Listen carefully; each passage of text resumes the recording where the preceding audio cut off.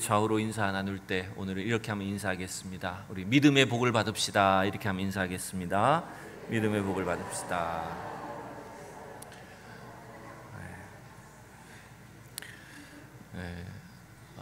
그저께 금요기도회 시간에 요엘서 말씀을 설교하고 나서 우리가 합심해서 기도했던 기도 제목, 첫 번째 기도의 제목이 뭐였냐면 우리 자신과 우리 교회 성도들에게 하나님 믿음의 큰 복을 주십시오, 이렇게 기도했었습니다. 요엘서 말씀에 보면 하나님이 예정하신 그 여호와의 날, 즉 심판과 구원의 날이 멀지 않았다라고 하는 것들을 선포합니다. 여러분, 그 여호와의 날이 다가올 때 사실은 우리는 참 연약할 수밖에 없어요.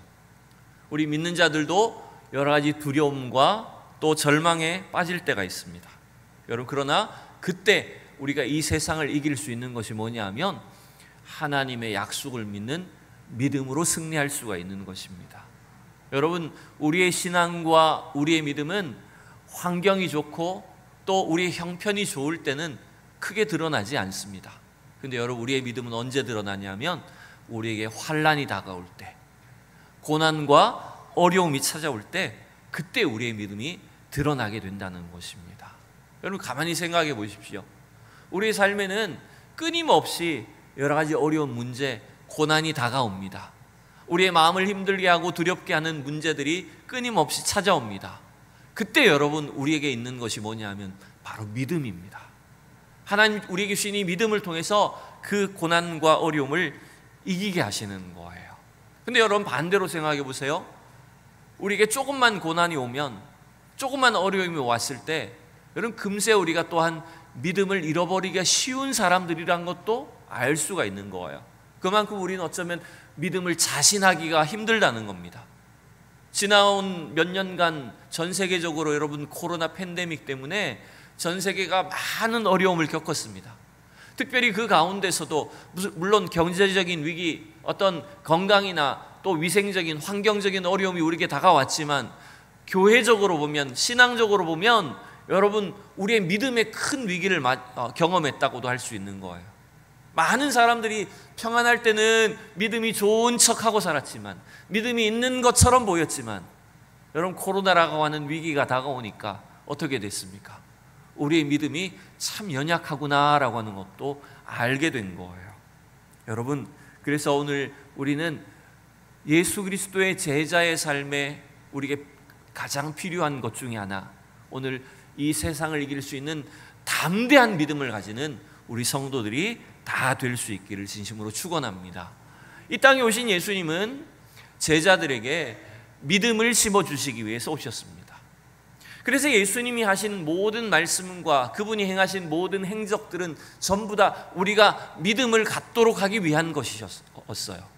여러분, 이 요한복음을 기록한 요한 사도가 이 복음서를 기록한 목적을 요한복음 20장 30절과 31절에 이렇게 기록한 걸 볼 수가 있습니다. 자, 우리 두 구절 읽어봅시다. 시작. 예수께서 제자들의 앞에서 이 책에 기록되지 아니한 다른 표적도 많이 행하셨으나 오직 이것을 기록함은 너희로 예수께서 하나님의 아들 그리스도이심을 믿게 하려 함이요, 또 너희로 믿고 그 이름을 힘입어 생명을 얻게 하려 함이니라. 아멘. 여러분, 예수님이 이 땅에 오신 목적, 그리고 사도들을 통해서 이 예수님의 말씀과 그분의 행적을 복음서로 기록되게 하신 목적이 뭐라고요? 그것이 바로 우리로 하여금 예수님이 하나님의 아들이심을 믿게 하려는 것입니다. 또한 예수님을 믿음으로 인해서 그 주님이 주시는 그 생명, 영생구원의 풍성한 생명을 누리도록 하기 위한 것이라고 하는 걸 알 수가 있습니다. 여러분, 오늘 우리의 삶에 주님이 우리가 믿음 갖기를 원하십니다. 믿음의 사람으로 이 땅을 이기는 우리 성도들이 될 수 있기를 축복합니다. 그래서 오늘 이 요한복음 16장도 사실은 전체적으로 보면 예수님이 이제 곧 떠나실 날이, 십자가에 달리실 날이 얼마 남지 않은 고별 설교의 내용인데, 처음부터 계속해서 제자들의 믿음에 관심을 두고 계시는 것을 알 수가 있어요. 그럼 16장을 시작한 본문을 잠시 보시면 1절과 2절을 보면 이렇게 되어 있습니다. 우리 두 구절을 같이 앞에 화면을 보고 읽어봅시다. 시작. 내가 이것을 너희에게 이름은 너희로 실족하지 않게 하려 함이니 사람들이 너희를 출교할 뿐 아니라 때가 이르면 무릇 너희를 죽이는 자가 생각하기를 이것이 하나님을 섬기는 일이라 하리라. 여러분, 이 주님은 이제 제자들을 놔두고 십자가에 달리셔야 됩니다. 그리고 부활하신 후에 승천하셔서 하나님 나라에 들어가시게 되어 있습니다. 남겨두고 가는 제자들을 향해서 그들의 믿음을 사실은 예수님이 걱정하시는 내용이에요. 왜 그럴까요? 장차 제자들에게 무슨 일이 닥친다는 겁니까? 2절에 보면 사람들이 너희를 출교할 뿐 아니라 때가 이르면 너희를 죽이는 자들도 있을 거다. 여러분, 여기서 출교하고 죽이는 일은 이 당시의 지배적인 종교인 유대교로부터 제자들이 출교를 당하는 겁니다. 파문당하게 된다는 겁니다.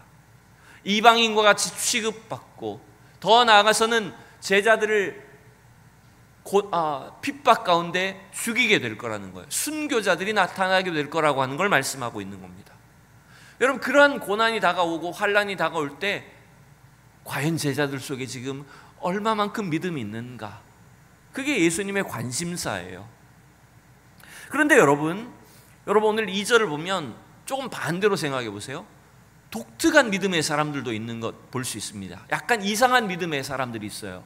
2절 하반절에 보면 너희를 죽이는 자들이 생각하기를 이것이 하나님을 섬기는 일이라 하리라. 놀랍게도 여러분, 예수 믿는 자들을 핍박하고 죽이는 사람들은 도리어 자신들은 어떤 믿음의 사람이라고 생각합니까? 자신들은 하나님을 굉장히 잘 섬기는 정말 믿음이 좋은 사람이라고 이렇게 생각하는 사람들이 있다는 거예요. 여러분, 이런 사람들은 누굽니까?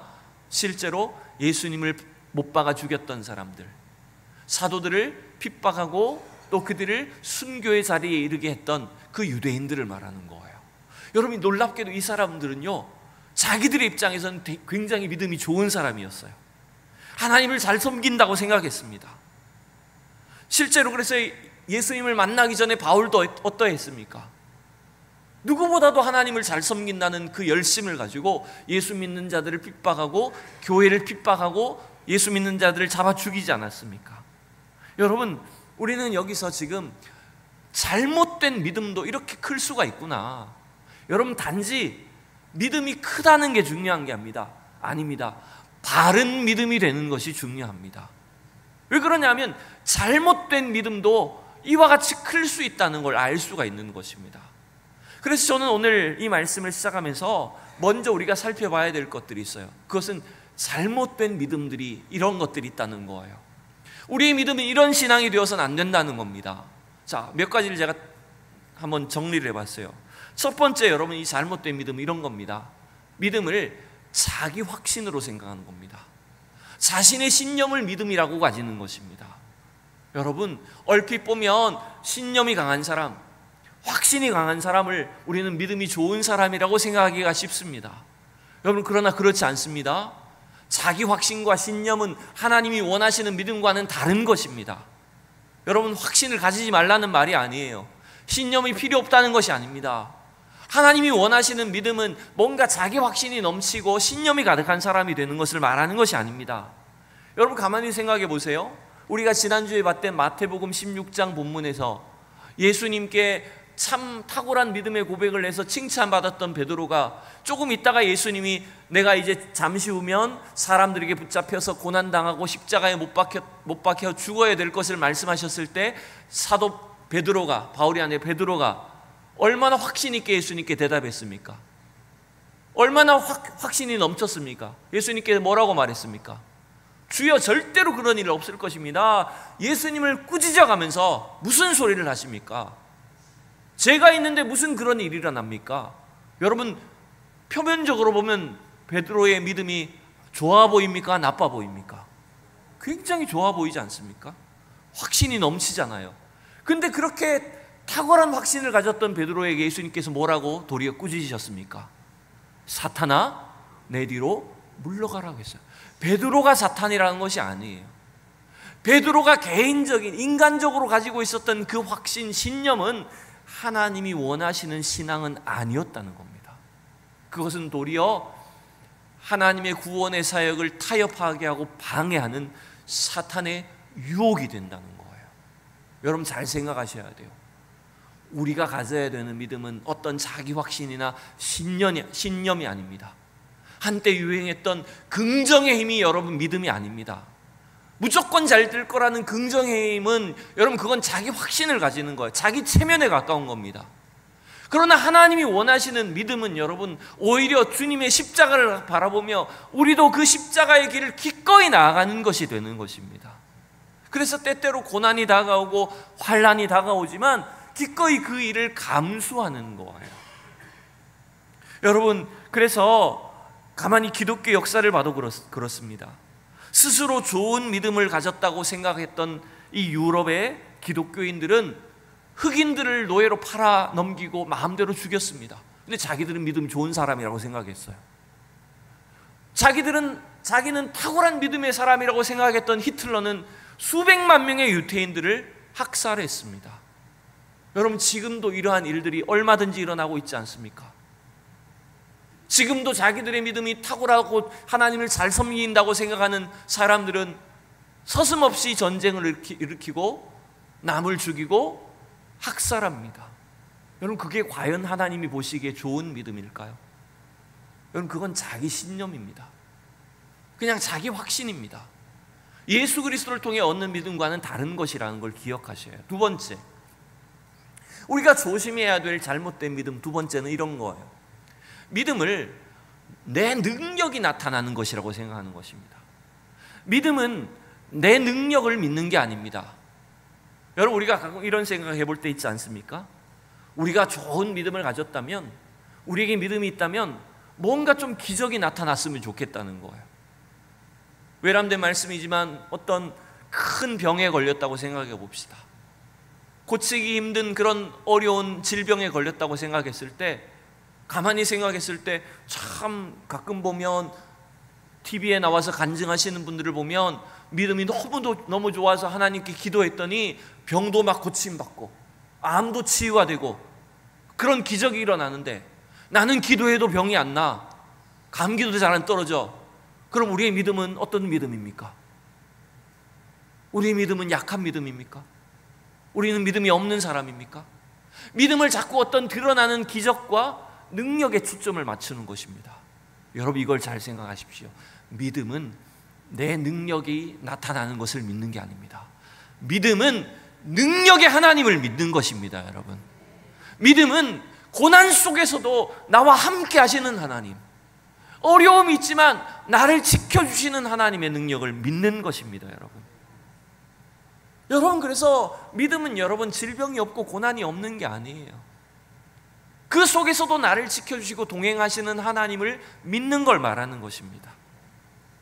그래서 내가 살든지 죽든지 나의 삶을 끝까지 인도해 주실 하나님을 믿는 것이 여러분 바른 믿음이란 걸 기억하십시오. 세 번째, 우리가 조심해야 될 믿음은 이런 거예요.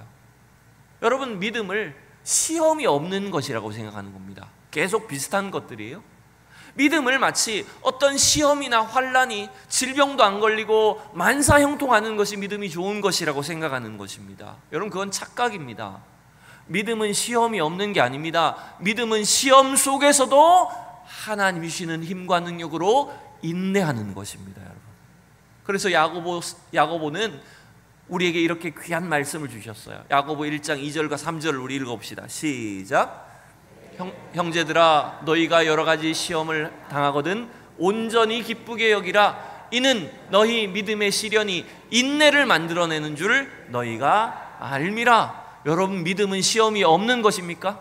아니에요. 믿음은 시험이 없는 것이 아니라 시험이 있지만 그 시험 속에서도 인내할 수 있게 하시는 겁니다. 시험 속에서도 견딜 수 있게 하시는 능력을 주시는 겁니다.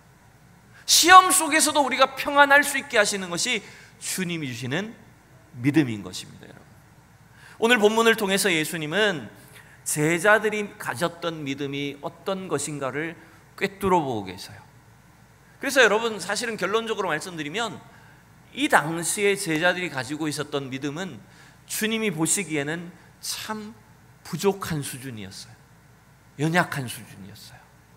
그런데 그 믿음을 결론적으로 예수님이 어떻게 만들어 가실지, 어떻게 평가하고 계시는지를 우리가 오늘 이 16장 말씀을 간략하게나마 함께 살펴보면서 깨닫는 시간이 되면 좋겠어요. 여러분, 예수님을 3년 동안이나 제자들이 따라다녔지만 제자들의 믿음이 사실은 예수님 보실 때 참 부족해서 칭찬받을 때보다는 책망받을 때가 많았던 걸 여러분 기억하지 않습니까? 대표적으로 오병이어 사건이 있고 난 뒤에 예수님 제자들은 먼저 갈릴리 바다 배를 타고 건너가고 밤중에 예수님은 늦게 기도하시다가 어떻게 만나셨어요? 제자들을 물리로 걸어가셨어요. 예수님 물리로 걸어가셨어요. 밤중에 사람이 물리로 걸으니까 제자들이 그걸 보고 어떻게 여겼어요? 유령인 줄 알고 깜짝 놀랐다고 말합니다. 근데 거기다 더 한술 더 떠서 베드로는 마태복음에 보면 베드로는 어떻게 합니까? 주님, 나도 무리를 걷게 해주십시오 요청합니다. 그래서 예수님 부르니까 너도 무리를 걸어봐라 해서 베드로가 무리를 막 걸어갔어요. 근데 조금 있다가 여러분 바람이 부니까 어떻게 됐어요? 두려워해서 빠져가는 겁니다. 그때 예수님 베드로에게 뭐라고 하셨을까요? 네? 믿음이 없는 자야 라고 해서 책망하셨어요. 그죠? 또 그 다음에 여러분 또 기억나는 한 장면이 있어요. 예수님이 변화산에서 놀라운 모습으로 변화된 뒤에 내려오셨어요. 그때 밑에 있던 남아있던 제자들은 한 귀신 들린 아이가 고쳐달라고 찾아왔는데 어떻게 됐습니까? 아무리 기도해도 귀신이 안 떠나는 거예요. 치유가 일어나지 않는 거예요. 그때 그 모습을 보고 예수님 뭐라고 하셨어요? 예수님이 또 여전히 믿음이 없는 세대요, 악하고 패역한 세대요 라고 하면서 그들의 믿음을 꾸짖으셨어요. 책망하셨어요. 이처럼 예수님이 보시기에 제자들의 믿음은 참 부족하기 짝이 없었습니다. 언뜻 보면 믿음이 좋은 사람인 것 같다가도 예수님의 말씀을 믿지 못하고 예수님의 말씀이 무슨 뜻인지 전혀 깨닫지 못하는 사람들이었다는 거예요. 근데 여러분, 과연 이러한 책망이, 이러한 믿음의 상태가 12제자의 모습이었을까요? 12제자만의 것이었을까요? 사실은 우리의 수준인 거예요. 저와 여러분의 믿음의 수준인 거예요. 솔직하게 말씀드리면 제가 참 부족한 목사여서 그런지 모르지만 저도 스스로 볼 때 참 믿음이 부족한 사람이에요. 근데 감사한 건 뭔지 압니까? 늘 믿음이 부족해서 여러 가지로 연약하고 부족할 때 많지만 주님 앞에 기도하면, 항상 주님의 약속을 붙잡고 기도하면 내 속에 믿음을 주시더라고요. 하나님의 약속을 믿을 수 있는 그 은혜를 주시더라고요. 오늘도 아침에 참 감사했어요. 이 무더운 아침에 우리 주일학교 친구들이 이렇게 피곤하고 졸린 가운데 나와서 예배를 드리는데, 예배 드리기 전에 제가 가만히 기도했어요. 제가 부족한데 이 아이들에게 무슨 설교를 할 수 있을까요? 하나님, 우리 아이들에게 입맛에 맞는 그들의 수준에 맞게 제가 어떻게 설교를 할 수 있을까요? 참 부족하게 여겨졌어요. 근데 그 말씀을 붙잡고 기도하는데요, 하나님 이상하게 막 확신을 주시는 거예요. 네가 믿기만 하면 된다는 거예요. 믿음을 가지고 선포하면 아이들이 믿게 될 거라는 거예요. 여러분, 이건 내 능력이 아닙니다. 저의 믿음이 대단해서가 아니에요. 하나님이 연약한 우리의 믿음을 아세요, 여러분. 우리의 연약한 믿음을 고백하면 하나님이 우리에게 믿음을 강하게 하시는 줄 믿습니다. 여러분, 주님 지금도 요한복음 16장을 통해서 제자들의 믿음이 얼마나 연약한지를 다 보고 계세요. 잠깐 말씀을 들여다볼까요? 17절부터 말씀을 봅시다. 제가 17절을 먼저 읽어볼게요. 제자 중에서 서로 말하되 우리에게 말씀하신 바 조금 있으면 나를 보지 못하겠고 또 조금 있으면 나를 보리라 하시며 또 내가 아버지께로 가미라 하신 것이 무슨 말씀이냐 하고 18절을 읽으세요. 또 말하되 조금 있으면 이라 하신 말씀이 무슨 말씀이냐, 무엇을 말씀하시는지 알지 못하노라 하거늘. 여러분, 이게 무슨 말이냐면 예수님이 하시는 말씀을 제자들이 안다는 거예요, 모른다는 거예요? 모른다는 거예요. 예수님이 조금 있으면 너희가 나를 못 볼 거다, 조금 있으면 볼 거다, 근데 또 내가 조금 있으면 아버지한테 갈 거다. 이게 무슨 수수께끼 같은 말씀인가? 전혀 못 알아먹는 거예요. 그래서 19절에 보면 예수께서 그 묻고자 함을 아시고 이르시되 내 말이 조금 있으면 나를 보지 못하겠고 조금 있으면 나를 보리라 함으로 서로 문의하느냐. 자기들끼리 막 물어보는 거예요. 예수님께 물어보지는 못하고 자기들끼리 도대체 이게 무슨 말이지? 너 아냐? 자꾸 물어보는 거예요. 그러니까 제자들은 여전히 믿음이 없어요. 예수님이 왜 십자가의 길을 가셔야 되는지도 몰라요. 그저 자기들의 이익에만 관심이 있어요. 근데도 여러분, 예수님은 어떻게 말씀하십니까? 20절 다 같이 시작. 내가 진실로 진실로 너희에게 이르노니 너희는 곡하고 애통하겠으나 세상은 기뻐하리라. 너희는 근심하겠으나 너희 근심이 도리어 기쁨이 되리라. 제자들의 믿음 없음 때문에 근심에 빠질 것을 아세요. 제자들이 얼마나 연약한 믿음을 가지고 있는지 주님은 다 아신다는 거예요. 근데 여러분, 도리어 그 근심이 있어야 우리의 믿음이 연약함으로 인해서 나중에 어떤 일이 찾아올까요? 기쁨이 찾아오는 겁니다. 그 연약한 믿음을 통해서도 하나님이 구원의 역사를 이루신다는 것을 주님은 알고 계신다는 거예요. 여러분, 그래서 주님이 우리에게 주시고자 하는 믿음은 이런 겁니다. 반대로 세 가지를 정리해 봤어요. 첫 번째, 우리에게 믿음을 주시고 구원을 이루시는 분은 하나님이시란 걸 우리가 기억해야 됩니다. 여러분, 믿음은 우리의 것이 아닙니다. 여러분, 믿음은 하나님의 것입니다. 여러분, 믿음은 예수님의 것이에요. 그래서 그 믿음을 우리에게 주시는 거예요. 여러분, 우리가 구원받는 것이 예수님을 믿음으로 구원받는 거 아닙니까? 그 믿음의 구원이 우리에게 은혜로 주신 선물이잖아요. 우리에게서 난 것이 아닙니다. 하나님이 우리에게 은혜로 주신 거예요. 그래서 여러분, 우리에게 하나님 믿음을 주시는 것입니다. 그리고 그 믿음으로 구원을 이루시는 것이 하나님의 역사라는 거예요. 그래서 여러분, 자연스럽게 2번으로 이어져요. 자, 2번 보세요. 믿음은 큰 게 중요한 게 아닙니다. 능력이 많은 게 중요한 게 아니에요. 작고 연약한 믿음이라도 어떤 믿음이 중요할까요? 바른 믿음이 중요한 겁니다. 우리는 때때로 자꾸만 눈에 보이는 크기를 중요하게 생각합니다. 아, 나도 막 믿음이 있어서 큰 기적을 행했으면 좋겠다.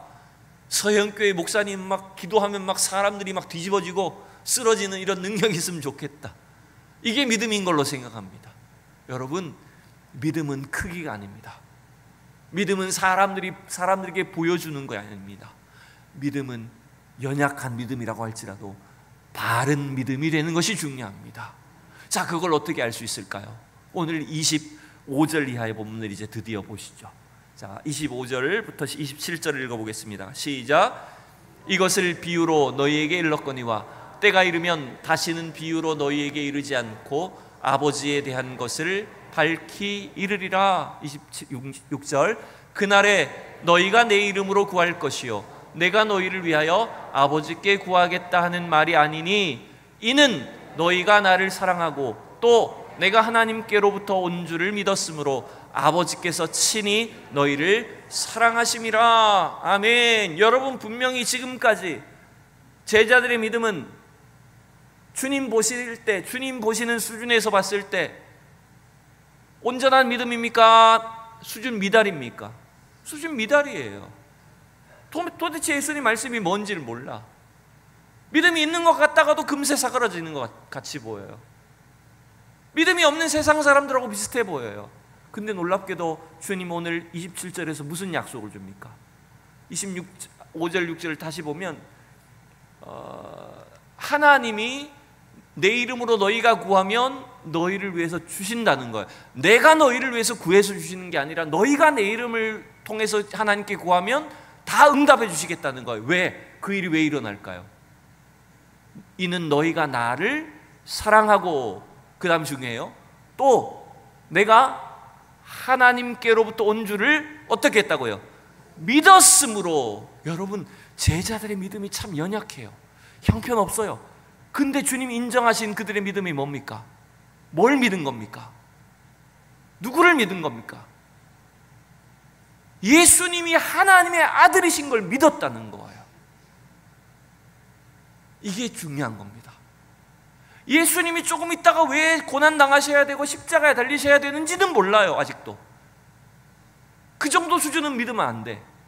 근데 이들이 지금 믿는 게 뭐냐면, 제자들이 지금 믿는 게 뭐냐면, 우리가 다른 건 모릅니다마는 예수님이 하나님으로부터 오신 하나님의 아들이신 것은 우리가 믿습니다라고 했는데, 그 정도 믿음인데 예수님은 그들의 믿음을 인정해 주신 거예요. 왜 그럴까요? 그게 바른 믿음이기 때문입니다, 여러분.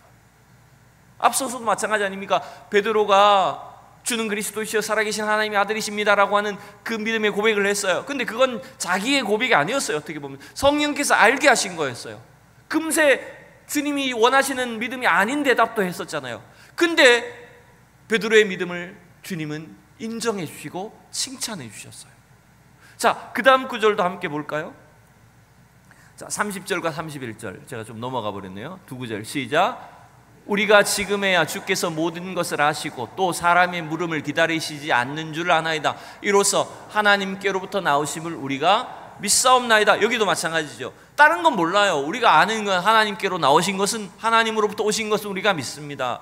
예수님이 하나님의 아들이신 것은 믿습니다라고 했어요. 그랬더니 31절 다 같이 시작. 예수께서 대답하시되 이제는 너희가 믿느냐. 아멘. 이게 약간 좀 칭찬의 개념보다는요, 약간 혀를 차는 말씀이에요. 이제서야 믿니? 이런 이야기예요. 3년 동안 따라다녔는데 이제서야 그 믿음의 고백을 하니? 어떻게 보면 약간 책망하는 말씀이에요. 주님이 오늘 우리를 보면서도 이렇게 말씀하실지 몰라요. 너 목사라면서 이제야 믿니? 이렇게 말씀하실 거예요, 저를 보면서. 근데 여러분,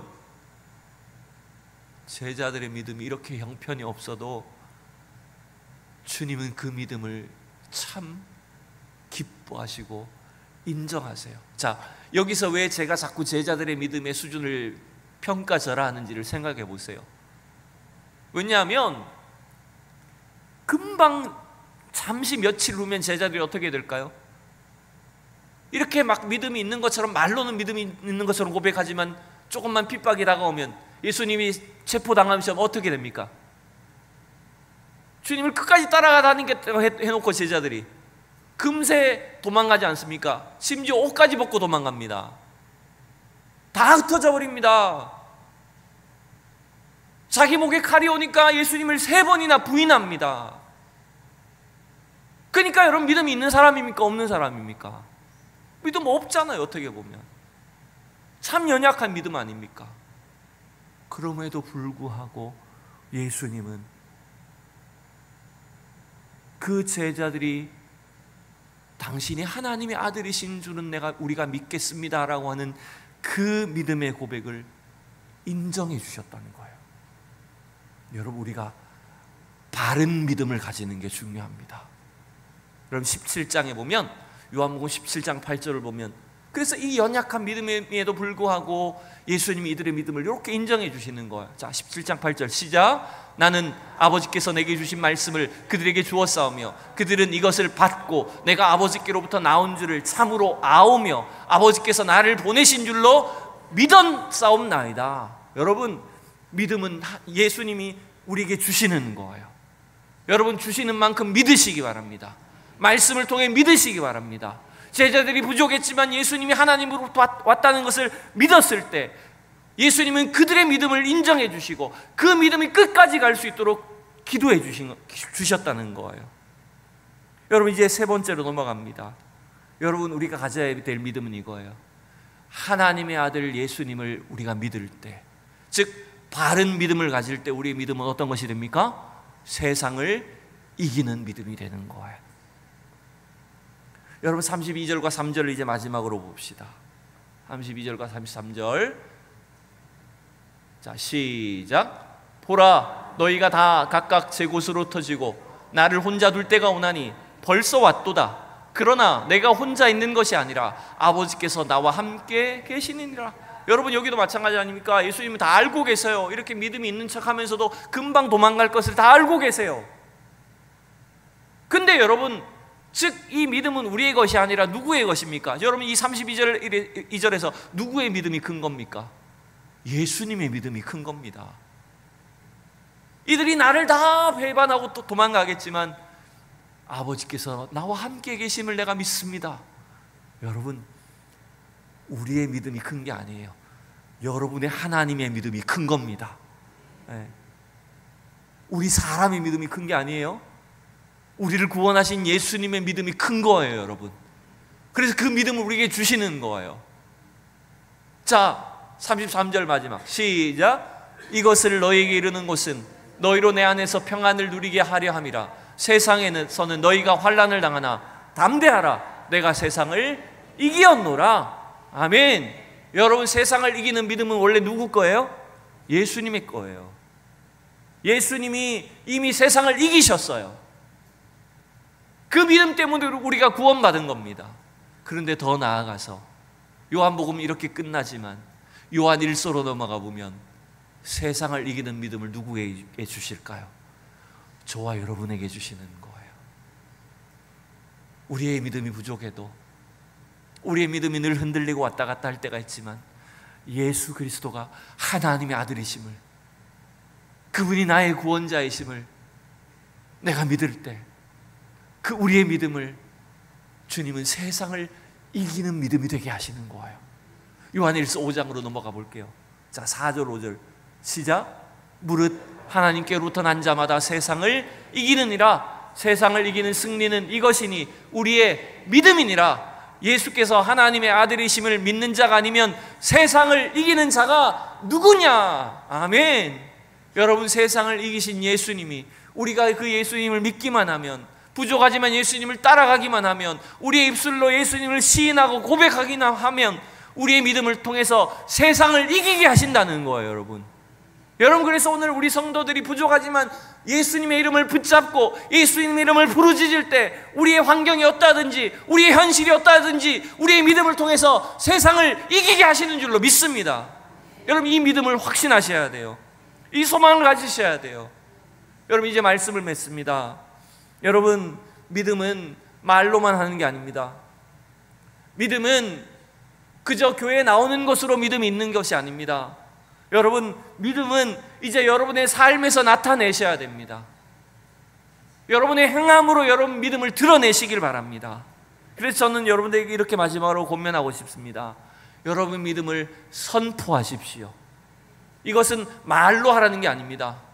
여러분의 생활 속에서, 환경 속에서 내 안에 부족한 믿음이라고 할지라도 나는 예수님을 믿는 사람이다, 나는 예수가 하나님의 아들이심을 내가 믿는다, 내 마음이 어두워지고 불안해질 때 예수님의 이름을 선포하십시오.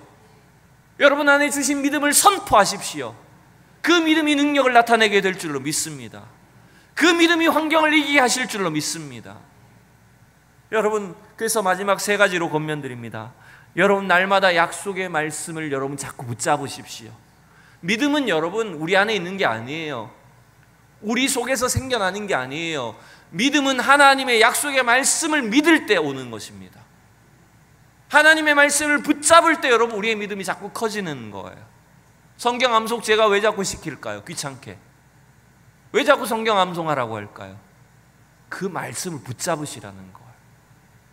그 말씀을 붙잡고 기도할 때 여러분 주님이 그 말씀의 능력과 은혜를 체험하게 해주실 거예요. 두 번째, 여러분 예수님의 이름을 믿고 기도하시기 바랍니다. 여러분, 믿음은 선포하는 거라 그랬잖아요. 특별히 기도로 자꾸 선포하십시오. 기도를 마치 거창한 것으로 생각하지 마십시오. 무슨 우리가 대단한 능력이 나타나야 되는 게 아닙니다. 우리가 날마다 하나님의 약속의 말씀을 붙잡고 믿음으로 선포하고 기도할 때 하나님은 반드시 응답해 주시고 역사해 주시는 것입니다. 마지막 세 번째, 여러분 안에 주신 믿음으로 하나님을 뜨겁게 사랑하십시오. 그리고 하나님의 사람들을 뜨겁게 사랑하십시오. 여러분, 믿음과 가장 가까운 것은 뭔지 압니까?